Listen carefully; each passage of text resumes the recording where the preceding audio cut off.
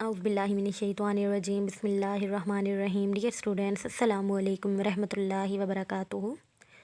आज का lecture start करने से पहले एक अच्छी बात, जिस तरह ख़ुद को 5 वक्त का नमाज़ी बनने का दर्स दिया गया है, इसी तरह दुरूद पाक पढ़ने का भी आदी बना लें अपने आप को, क्योंकि इस तरह जहाँ जिस्म 5 वक्त की नमाज़ अदा करने से जिस्म और दिल बावजू रहता है, इस तरह दुरूद पाक का विर्द करने की वजह से, इस्तग़फ़ार का विर्द करने की वजह से, कलमा पढ़ने की वजह से भी ज़बान पाक रहती है। तो ख़ुद को 5 वक्त का नमाज़ी भी बनाएं, साथ साथ अस्तग़फ़िरुल्लाह, दुरूद पाक और अल्लाह पाक का नाम लेते रहने की आदत बना लें। अब हम अपना आज का लेक्चर स्टार्ट करते हैं। जैसा कि बेटा आप लोग जानते हैं, हम लोगों ने चैप्टर नंबर 5 स्टार्ट किया हुआ है, फिज़िकल स्टेट्स ऑफ मैटर। उसमें हमने इस चैप्टर का इंट्रोडक्शन पिछले चैप्टर लेक्चर में ही डिस्कस कर लिया था। तो आज हम लोग उसकी फर्स्ट स्टेट पढ़ेंगे, गैसियस स्टेट। गैसियस स्टेट की कुछ प्रॉपर्टीज़ हैं, कुछ खसूसियात हैं, उनके बारे में स्टडी करेंगे। अब पहली प्रॉपर्टी है डिफ्यूजन। अब आया कि ये डिफ्यूजन है क्या, तो इसकी डेफिनेशन देखें। अब उन्होंने क्या कहा हुआ है पहले कि gases are diffuse very rapidly. Gases क्योंकि इनके दरमियान स्पेस ज़्यादा होती है, वीक इंटरमोलिकुलर फोर्सेज होती हैं, तो ये आसानी से डिफ्यूज़ हो जाती हैं। अब ये डिफ्यूज़ है क्या? Spontaneous mixing up of a molecule by a random motion and collision to form a homogeneous mixture. Spontaneous कहते हैं अचानक, क्योंकि आपको बताया था कि गैस के मॉलिक्यूल के दरमियान स्पेस बहुत ज़्यादा होती है और वो हरकत में भी रहते हैं। तो बार स्पेस की वजह से उनके मॉलिक्यूल्स का लगातार मोशन की वजह से ही दोबारा हल हो जाना, आपस में मिक्स हो जाना, या टकराव की वजह से एक दूसरे के अंदर मिक्स हो जाना, तो वो क्या कहलाता है? डिफ्यूजन। यानी अचानक मिक्स हो जाना मॉलिक्यूल का, लगातार जो मोशन हो रही होती है और जो टकराव हो रहा होता है मॉलिक्यूल्स का आपस में भी या मॉलिक्यूल का दीवारों के साथ भी, और एक मिलता जुलता मिक्सचर बना देते हैं, तो उसे क्या कहा जाता है? डिफ्यूजन।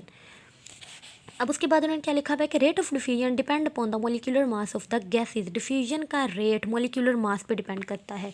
अगर मॉलिक्यूलर मास गैस का ज़्यादा हो तो डिफ्यूजन कम हो जाती है, अगर मॉलिक्यूलर मास गैस का कम हो तो डिफ्यूजन क्या हो जाती है? ज़्यादा। यानी हल्की गैसेज आसानी से हल हो सकती हैं, आसानी से मिक्सचर बना सकती हैं बनिस्बत इसके कि मॉलिक्यूलर मास उनका ज़्यादा हो। जैसे एग्जांपल हाइड्रोजन गैस की दी गई है कि अगर हम कंपेयर करें तो हाइड्रोजन गैस ऑक्सीजन गैस की निस्बत जल्दी डिफ्यूज़ हो जाती है, क्योंकि इसकी डेंसिटी भी कम है और मॉलिक्यूलर मास भी इसका कम होता है। एक हाइड्रोजन का 1, 2 का 2, इस तरह 16, 2, 32 हो जाता है। तो मॉलिक्यूलर मास की वजह से ये आसानी से डिफ्यूज़ हो जाती हैं। अब सेकंड टॉपिक है इफ्यूजन। इफ्यूजन वो था हल होना, ये निकल जाना बाहर। क्योंकि गैस के मॉलिक्यूल्स के दरमियान स्पेस ज़्यादा होती है, तो इनके टकराव करने की वजह से इन पर जो प्रेशर एग्जर्ट करता है या जो इन पर फोर्स होती है वो बहुत ही ज़्यादा होती है। तो इफ्यूजन हुआ क्या? Escaping of a gas molecule through a tiny hole into a space. Gas के मॉलिक्यूल का एक छोटे से होल से भी बाहर निकल जाना, यानी रिमूव हो जाना, स्केप हो जाना, तो वो क्या कहलाता है? इफ्यूजन।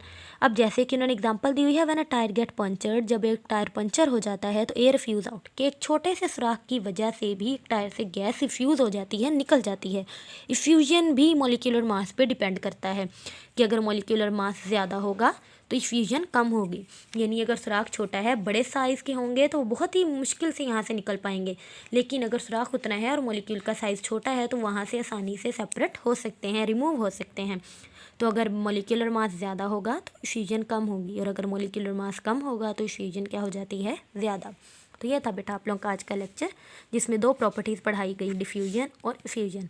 अच्छी तरह से लर्न करिएगा, अपना ख्याल रखिएगा। ओके, अल्लाह हाफिज़।